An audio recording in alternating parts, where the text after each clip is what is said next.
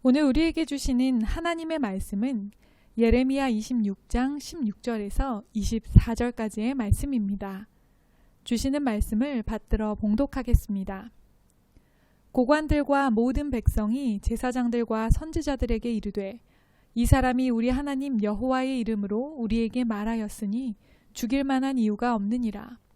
그러자 그 지방의 장로 중 몇 사람이 일어나 백성의 온 회중에게 말하여 이르기를 유다의 왕 히스기야 시대에 모레셋 사람 미가가 유다의 모든 백성에게 예언하여 이르되 만군의 여호와께서 이와 같이 말씀하셨느니라.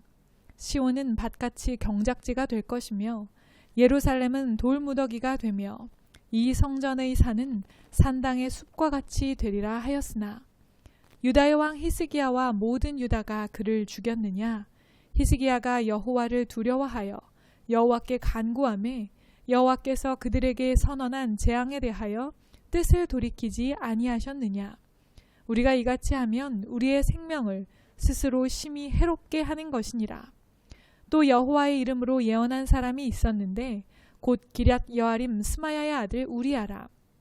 그가 예레미야의 모든 말과 같이 이 성과 이 땅에 경고하여 예언하매 여호야김 왕과 그의 모든 용사와 모든 고관이 그의 말을 듣고서 왕이 그를 죽이려 하매 우리아가 그 말을 듣고 두려워 애굽으로 도망하여 간지라. 여호야김 왕이 사람을 애굽으로 보내되 곧 악볼의 아들 엘라단과 몇 사람을 함께 애굽으로 보냈더니 그들이 우리아를 애굽에서 연행하여 여호야김 왕에게로 그를 데려오매 왕이 칼로 그를 죽이고 그의 시체를 평민의 묘지에 던지게 하니라. 사반의 아들 아히감의 손이 예레미야를 도와주어 그를 백성의 손에 내어주지 아니하여 죽이지 못하게 하니라. 아멘. 분별하는 믿음이라는 말씀의 제목으로 오늘 주시는 은혜를 함께 나누겠습니다. 성전뜰에서 하나님의 말씀을 대언하여 예루살렘 성전이 폐허가 될 것이라고 선포한 예레미야는 죽임을 당할 위기에 처하였습니다. 예루살렘 성전은 결코 파괴되지 않을 것이라는 성전 불패 신앙을 가지고 있던 유대인들에게 예레미야의 선포는 마치 신성 모독과 같이 느껴졌기 때문입니다. 붙잡혀 죽임을 당하게 된 위기 앞에서도 예레미야는 하나님의 말씀을 조금도 감하지 않습니다. 자신이 죽는 것은 두렵지 않습니다. 걱정되지 않습니다. 끝까지 하나님의 말씀을 듣고 돌이키지 않는 이스라엘 백성들과 나라의 운명이 안타까울 뿐입니다. 예레미야는 자신을 잡아 죽이려고 혈안이 된 사람들 앞에서도 하나님께서 전하라 하신 말씀을 전하며 사명의 자리를 끝까지 감당합니다. 예레미야는 이렇게 죽게 되는 걸까요? 어떻게 되었을까요? 예레미야 말씀에 대한 확신과 흔들림 없는 사명감이 오히려 사람들의 마음을 움직이게 되었습니다. 오늘 본문 16절 말씀입니다. 고관들과 모든 백성이 제사장들과 선지자들에게 이르되 이 사람이 우리 하나님 여호와의 이름으로 우리에게 말하였으니 죽일 만한 이유가 없느니라. 아멘. 제사장과 선지자들과 모든 백성들의 처음 반응은 어떠했는지 기억나시나요? 예레미야를 붙잡고 반드시 너는 죽어야 한다 이렇게 말하였습니다. 그러나 예레미야의 당당한 자기 변호, 흔들림 없이 한결같은 하나님의 말씀을 선포하는 확신에 마음이 움직인 자들이 있었던 것입니다. 사명자는 쉽게 죽지 않습니다.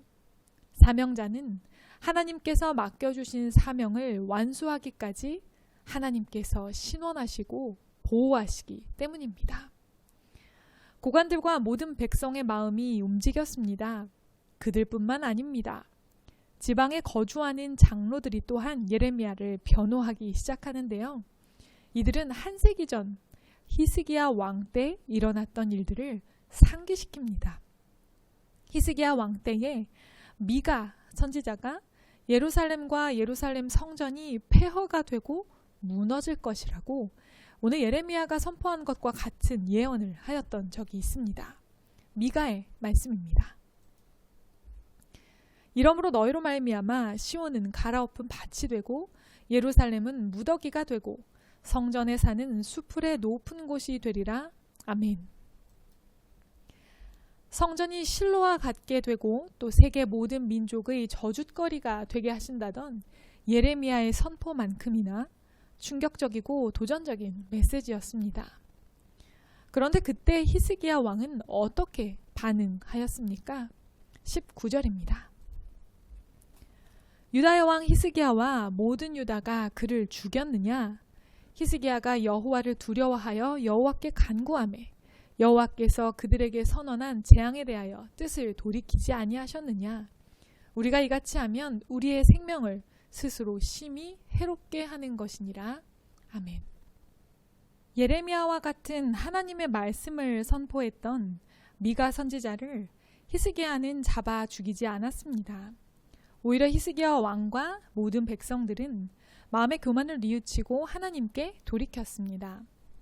그리고 그 일로 인해 히스기야는 하나님의 진노를 면하게 되었습니다.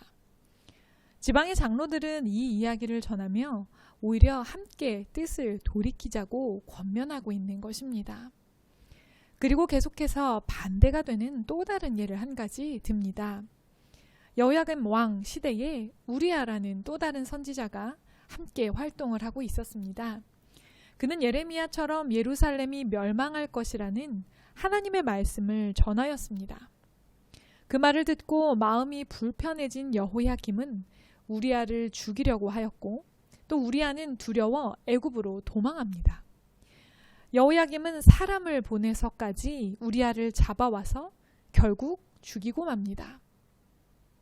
이 사건은 하나님의 말씀에 악하게 반응하는 모습의 대표적인 예입니다.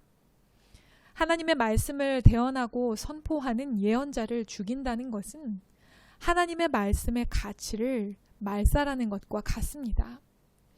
더는 듣지 않겠다는 하나님께 대한 대적과 선전포고와 다르지 않은 것입니다.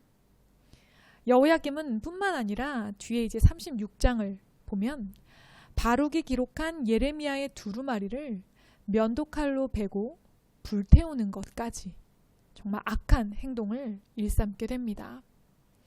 히스기야 왕과는 매우 대조되는 모습이 아닐 수 없습니다. 듣기에는 매우 불편하지만 그것이 하나님의 말씀이라는 것을 깨달을 때 우리는 어떤 태도를 취해야 합니까?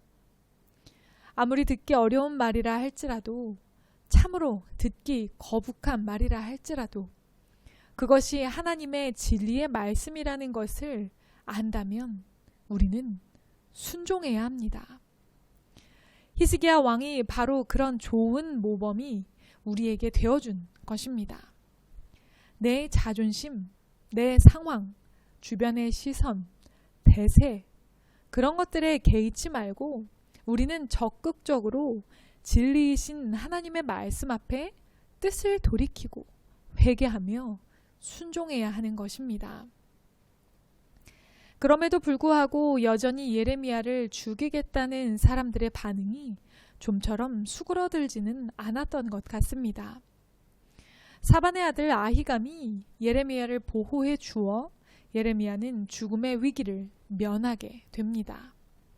하나님이 이 사람을 통해 예레미야를 보호하신 것입니다.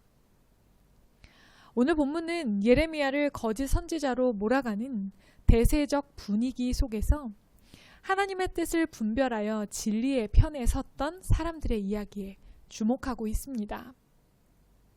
하나님의 말씀을 선포해야 할 제사장과 선지자들이 오히려 사리 분별하지 못하고 악을 행하고 있을 때 지방의 장로들과 또 사반의 아들 아히감은 오히려 진리를 깨달아 적극적으로 하나님의 말씀을 대언하는 예레미야를 변호하고 보호하고 있습니다. 자신의 자리에서 자신의 목소리로 진리를 수호함으로 자신의 민족과 나라의 운명을 위해 최선의 선택을 하고 있는 모습 속에 감동과 도전을 느낍니다. 10명 중 9명이 선택하는 것을 우리는 큰 비판 없이 따릅니다. 예레미야를 반드시 죽여야 한다는 제사장과 선지자들의 무리 속에서 나를 불편하게 하는 옳은 말에 귀를 닫고 편한 길을 선택하는 나를 만납니다. 더 나아가 예수를 십자가에 못 박으라고 외치는 군중들 속에서 분별력을 상실한 채 오히려 진리를 저버리고 살아가는 우리를 발견합니다. 그렇게 위축되어 소심하게 그리고 적당히 타협하며 살아가는 우리에게 오늘 하나님께서 분명히 말씀해 주십니다. 하나님의 말씀을 듣고 진리를 분별하며 정의와 공의를 세상 가운데 이루며 살아가라고 말입니다. 비록 나 한 사람인 것 같지만 별다른 영향력도 없는 그저 그런 한 명인 것 같지만 나 먹고 살기에도 급급한 그런 좁은 삶의 지경이지만 그럼에도 불구하고 그 삶의 자리에서 할 수 있는 역할 속에서 하나님의 뜻을 분별하며 진리를 지키고 정의와 공의를 이루어야 하는 것입니다. 그것이 우리 그리스도인의 사명이기 때문입니다. 그러기 위해서 우리에게 가장 요구되는 것은 무엇이 중요한지를 깨닫는 지혜입니다. 이것은 다른 말로 분별입니다. 내 마음과 내 생각보다 남들이 그렇다 하는 가치와 이념보다 더 중요한 것은 하나님의 진리의 말씀입니다. 그리고 그 말씀을 경외하고 경청하며 말씀대로 살아가는 우리 한 사람 한 사람을 통해 하나님의 뜻이 이루어지며 죄로 물든 어두운 세상이 하나님께로 돌아오게 되는 것입니다. 죽음의 위협 앞에서도 죽음보다 하나님의 말씀을 끝까지 선포하는 사명을 중요하게 여겼던 예레미야처럼 불편하지만 그것이 하나님의 뜻이라면 즉시로 순종하고 회개했던 히스기야처럼 모두가 그렇다고 할 때 당당히 하나님의 말씀을 기준으로 아니라고 선포할 수 있었던 장로들처럼 그리고 진리의 말씀을 지켜내기 위해 적극적인 노력을 아끼지 않았던 아히감처럼 우리 부르신 삶의 자리에서 하나님의 말씀에 적극적으로 순종하여 하나님의 뜻을 분별하며 죄로 물든 세상을 회개의 자리로 돌이키는 저와 여러분이 되기를 원합니다.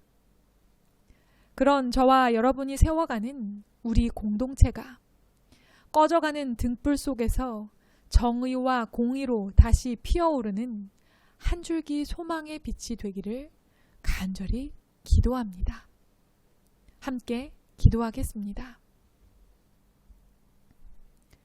사랑의 하나님, 부르신 삶의 자리에서 하나님께서 정말 원하시는 것이 무엇인지, 진리가 무엇인지, 정의와 공의를 위해 선택해야 하는 것이 무엇인지를 분별하는 삶을 살게 하여 주시옵소서. 그렇게 우리가 분별하며 선포하며 순종하는 하나님의 말씀이 우리 삶의 자리에서 이루어지고 그렇게 이 어두운 시대 가운데 소망의 빛을 밝히는 저와 우리 공동체가 되게 하여 주시옵소서.